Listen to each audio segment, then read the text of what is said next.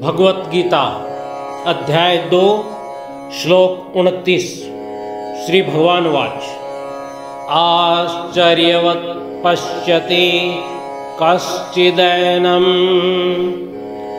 आश्चर्यवत् वदति तथैव चान्ये आश्चर्यवच्चैनम् अन्यः शृणोति श्रुत्वाप्येनं वेदन चैव कश्चित्। आश्चर्यवत्, आश्चर्य की तरह, एज अमेजिंग, पश्यति, देखता है, सीज, कश्चित कोई, समन, एनम, इस आत्मा को, दिस सोल, आश्चर्यवत् वदति, आश्चर्य से वर्णन करता है, स्पीक्स ऑफ एज अमेजिंग, तथा वैसे दस, एव ही सर्टेनली च, ऑल्सो अन्य कोई दूसरा, अनदर, आश्चर्यवत आश्चर्य की तरह, सिमिलरली अमेजिंग, च एनम तथा इसको, ऑल्सो दिस सोल, अन्य कोई और, अनदर, शृणोति, सुनता है, हियर्स, श्रुत्वा अपि, सुनकर भी, हैविंग हर्ड, एनम, इसको, दिस सोल, वेद, जानता, नैचय, नहीं, एंड नेवर, एव, जरूर, सर्टेनली, कश्चित, कोई, समन।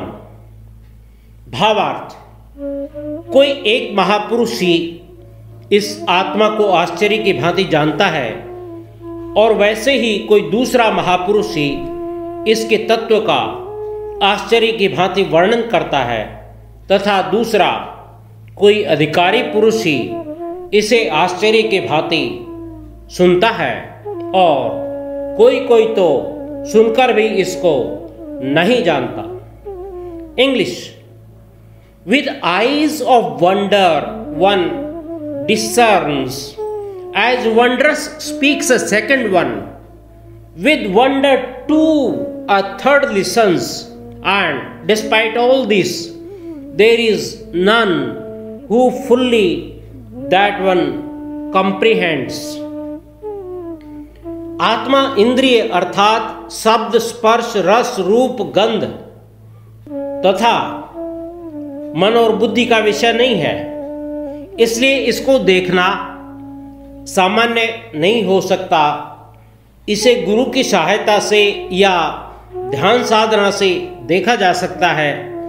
इसलिए जब कोई इसको जान लेता है तो चकित रह जाता है। जैसे अंधेरे कमरे में हम किसी चीज को लाने जाते हैं तो हमारे साथ प्रकाश भी होना चाहिए और आंखें भी, जिससे कि प्रकाश की सहायता से उस चीज को आंख देख सके। परंतु यदि कहीं दीपक जल रहा है और हम उस दीपक को देखने जाएंगे तो उसके लिए हमें दूसरे दीपक की आवश्यकता नहीं पड़ेगी, क्योंकि दीपक स्वयं प्रकाश है। ऐसे ही अपने स्वरूप को देखने के लिए दूसरे प्रकाश की आवश्यकता नहीं होती, क्योंकि आत्मा स्वयं प्रकाशमान है, वह स्वयं ही स्वयं को देख सकता है। इसलिए इस श्लोक में आश्चर्यवत् पश्यति कहा गया। इसका ठीक ठीक वर्णन वाणी द्वारा नहीं किया जा सकता, क्योंकि वह भी भौतिक शरीर से बनी है। इसलिए कोई महापुरुष जब इसका वर्णन करता है तो वह आश्चर्यजनक होता है, इसलिए आश्चर्यवत् वदति कहा गया। इसी तरह हम शास्त्रों पुराणों को सुनते आए हैं, जो कि इंद्रिय, मन और बुद्धि का विषय है, परंतु आत्मा इनका विषय नहीं है। अतः सुनने वाला भी आश्चर्य करता है, इसलिए आश्चर्यवत् शृणोति कहा गया है। इसके बारे में सुनकर भी नहीं जाना जा सकता, सुनकर कोई थोड़ा बहुत किताबी ज्ञान एकत्र कर सकता है, परंतु जानेगा तभी जब सुनकर वह अपने आप में स्थित होगा। वाणी इसका वर्णन कर ही नहीं सकती। आत्मा के संबंध में बुद्धि भी चुप हो जाती है।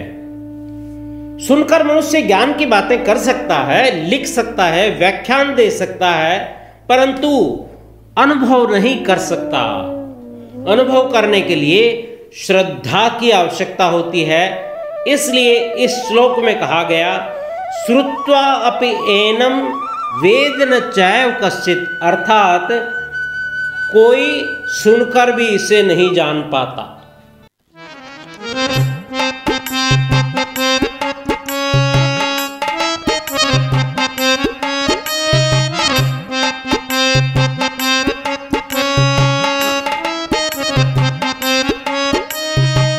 मन की आँख देखे कोई, देख के ही हैरत भर जा। मन की आँख देखे कोई, देख के ही हैरत भर जा। कोई अमृत वाणी बोल, सारा भेद खोल दर जा। कोई अमृत वाणी बोल, सारा भेद खोल दर जा। कोई गुरु और कोई चेला, इसने सुन के ध्यान उतर जा। कोई गुरु और कोई चेला, इसने सुन के ध्यान उतर जा।